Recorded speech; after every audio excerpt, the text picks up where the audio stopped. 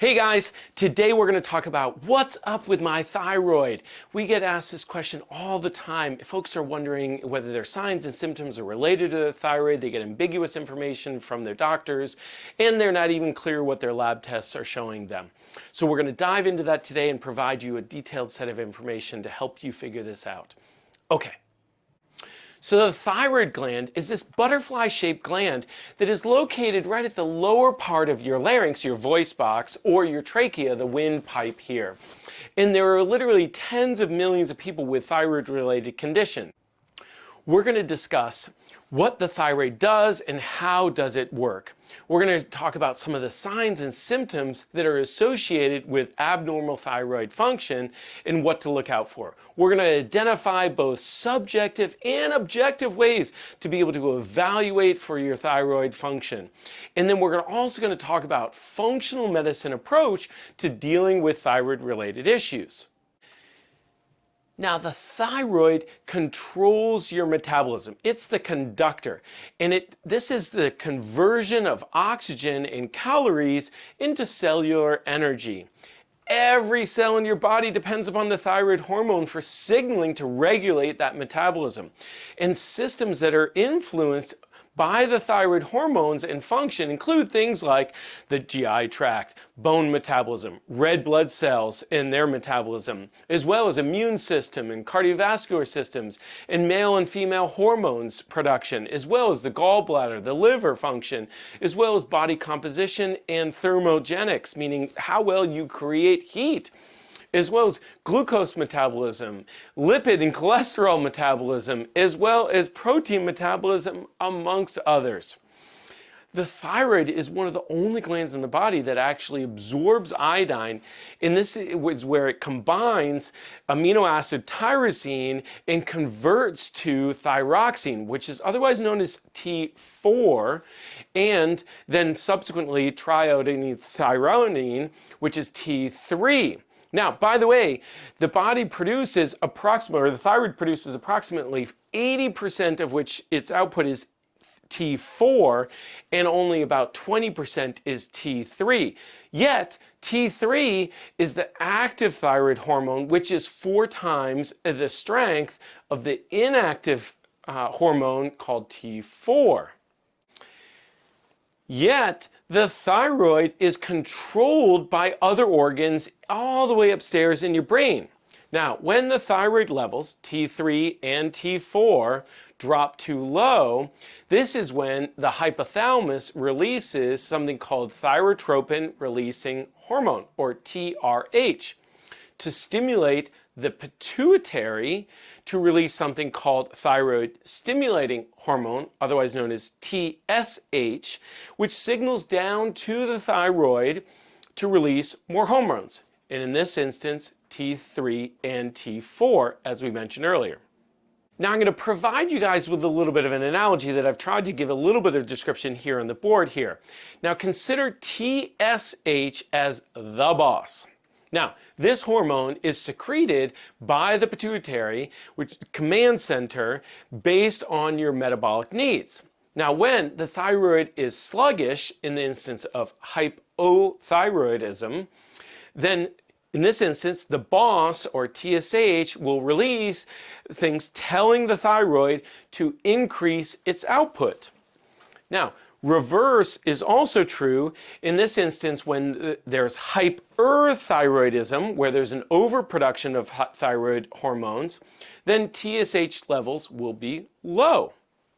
You get paid a check in the form of T4, which is, again, the inactive thyroid hormone, which must be converted to cash, otherwise known as T3, before it can exert any metabolic function. Certain nutrient deficiencies limit or inhibit that conversion as well.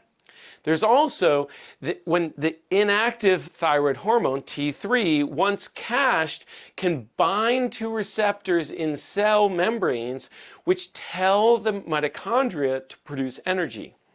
Things like exercise and vitamin A can improve this functionality in its binding. There's also something called reverse T3, or RT3, is the auto deduction, which competes for the same binding sites as T3. Various conditions can increase reverse T3, which will reduce the conversion of T4 to T3. Now, signs of an abnormal thyroid function are numerous. And in children, this could include things like high birth weight, over 8 pounds, or frequent ear infections or other kinds of infections, colds, pneumonia, bronchitis, or difficulty concentrating or abnormal fatigue, or poor athletic ability, menstrual irregularities, PMS, and painful menses. By contrast, in adults, we have those same kinds of symptoms, but also things like headaches and migraines, as well as sinus infections or postnasal drip or visual disturbances, frequent respiratory infections, difficulty swallowing, heart palpitations, indigestion, gas, flatulence, constipation, as well as diarrhea and UTIs. Also things like infertility or low libido, sleep disturbances, needing excessive amounts of sleep, amongst others. There are other things that we might identify upon physical examination, including things like dry, brittle, thinning hair and nails, as well as a loss of the outer third of your eyebrows, swelling underneath the eyes, thick, swollen tongue, rough, dry, flaky acne or yellowish kinds of skin, as well as brittle nails or swollen thyroid or weight changes and fluctuations, as well as cold hands and feet. There's an entirely different condition called euthyroid syndrome. This is where you would have normal thyroid labs, yet you have all the signs and symptoms associated with hypo or low thyroid function, including things like fatigue, low metabolism, headaches, etc. Now, I want to talk about the incidences of thyroid disorders in the United States. Now, I have some numbers here from 2001 where there were about 1.75 million individuals who had hypo or low thyroidism. And in fact, Hashimoto's disease is the most prevalent autoimmune condition in the United States. And Hashimoto's disease was found to be the mechanism of 90% of those with hypo or low thyroidism in the United States. By contrast, we have hyperthyroidism, which accounts for around 275,000 individuals back in 2001. There were 22 million individuals with a goiter or an enlarged or swollen thyroid gland, as well as 15,000 individuals with thyroid cancer, and approximately 2,000 individuals died due to thyroid cancer. So folks are regularly asking, well, what can I do if I suspect there's an issue with my thyroid? Well, there are some things you can do, including self-testing, which, by the way, are subjective, yet helpful to at least guide us in the right direction. There are a variety of questionnaires can help us to discern whether these things are relevant to a thyroid or metabolic related condition. We can do something called basal body temperature measurements. We can do self-iodine testing. We can do self-adrenal testing, as well as pupil dilatory tests. There are some other things that we can do as well, which would be more objective, including lab testing, but not all labs are created equal. In allopathic or Western or conventional medicine, typically the only tests that would be performed are things like TSH, or it would include T4. Yet, as we know, the conversion of T4 to T3 is paramount and often overlooked as it relates to that conversion. There also could be an excess amount of reverse T3, which would block that conversion of T4 to T3. And this can be initiated by things like stress, which clearly many of us have lots of stress in our lives, as well as patients who are on a synthetic T4 medication like Synthroid may continue to have low thyroid symptoms even though they're on this medication. Another related issue that people often are dealing with, which is where the standard lab ranges are often too broad, and some doctors say that hypothyroidism begins when TSH is above 5, but won't prescribe medication until they are above 10. Typically, this is a wait and see approach, and they'll wait until there's enough destruction of the thyroid gland itself before they will diagnose someone with hypo or low thyroidism and start to prescribe medication or use any other remedies that they may have available to them. The American Association of Clinical Endocrinology changed the guidelines back in 2004, where anything over 3.04 was considered to be hypo or low thyroidism. Because of this, the Journal of Clinical Psychiatry stated that the standard laboratory blood tests for thyroid may be inaccurate for many who get tested for thyroid disorders, end quote.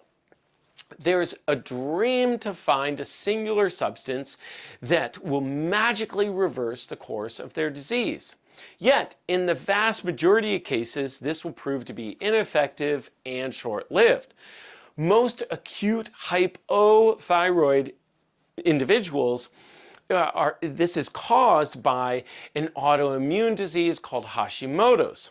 For many conventional doctors, recognizing this autoimmune component will not change their treatment plan, and therefore they will not take the measures necessary to be able to identify this.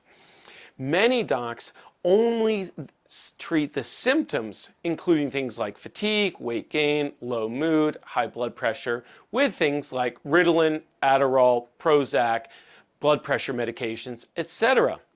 Yet this is only treating the symptoms and not the real cause of what's going on with the thyroid. By contrast, in functional medicine, we are looking at all of the potential influencing factors.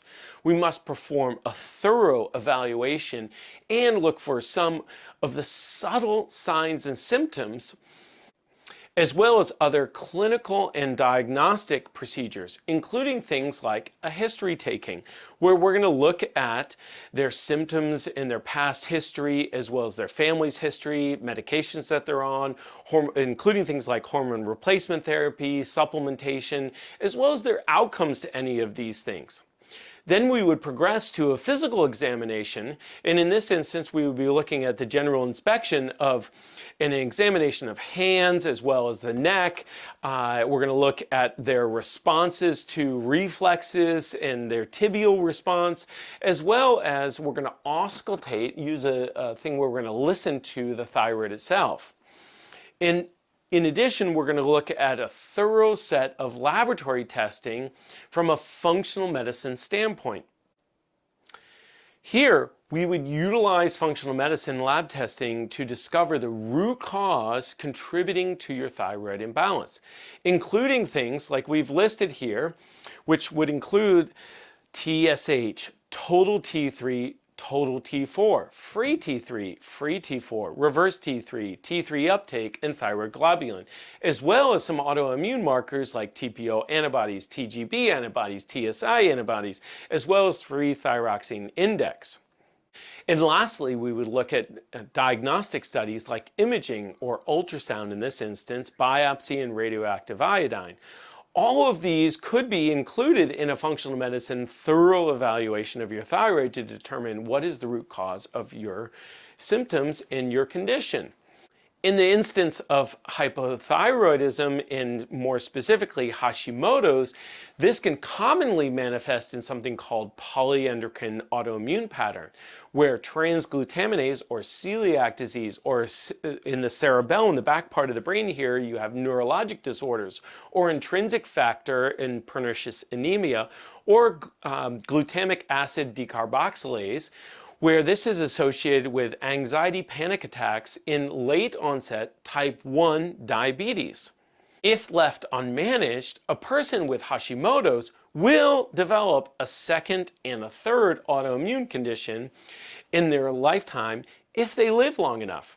Some of these autoimmune diseases would include things like MS or SLE or Sjogren's syndrome or anti-synapsin antibodies or gluten-mediated cerebellar ataxia, amongst others. From a functional medicine standpoint, you must first be supported with medication and or nutrition to stop the destruction of the brain, bones, muscles, gut, liver tissue, which would all be crucial to stopping the accelerated aging effects of those tissues not being fed properly by the thyroid hormones of T4 and T3. A multimodal treatment approach would be appropriate where we would look at things like a gluten-free and allergy-free diet, where this would be the foundation for the recovery of your thyroid disease and or condition. 92 to 98% of people have gluten sensitivity issues which drive their autoimmune flare-ups. Health of your digestive tract also contributes to the health of your immune system and thus your thyroid. Now, I know it seems simple, but stress reduction is so important. It may sound simple enough, but it's not always easy to identify and then remove people and or situations that are causing stress in your life. Targeted supplementation to address the imbalances clarified through the advanced lab testing would be really important and valuable for most individuals. Additionally, things to consider would be like maybe you want to identify and remove or reduce other stressors like environmental disruptions like from xenobiotics or xenoestrogens, pollution or heavy metals. What about chronic stress or adrenal fatigue or food provocations like we mentioned earlier from gluten or the lack of dietary diversity or other infections or chronic immune challenges like hepatitis C or Lyme disease or other viruses or IBD or any other autoimmune conditions you might have. And we might want to consider things like hormonal disruptions from estrogen, progesterone, cortisol, or testosterone, or even if someone is on estrogen hormone replacement therapy, which might be competing with T3 for its ability to be able to be transported throughout the body. And then there may also be things like cross-reactivity from medications, which may not change your TSH values on lab testing, but will disrupt the thyroid hormone metabolism itself. And this could include medications from things like anti-inflammatory, antibiotics, or antidepressants, or diabetic medication, or antacids, or cholesterol-lowering medications, or hypertensive medications, or even pain medications. Now, I know a lot of individuals are on many of these medications, and so it would be important to be able to evaluate that thoroughly. All right, guys, so we went through a lot of material here, and I hope this was valuable for you, in which case, please make sure to press the like button, as well as subscribe to our channel. On Fridays, we're going to be putting out new videos, and I want to make sure that you're getting those. And share this with other people who might have a thyroid condition or might find this valuable, and post your comments down below. I'll look forward to checking in with you in the next video. Take care, guys.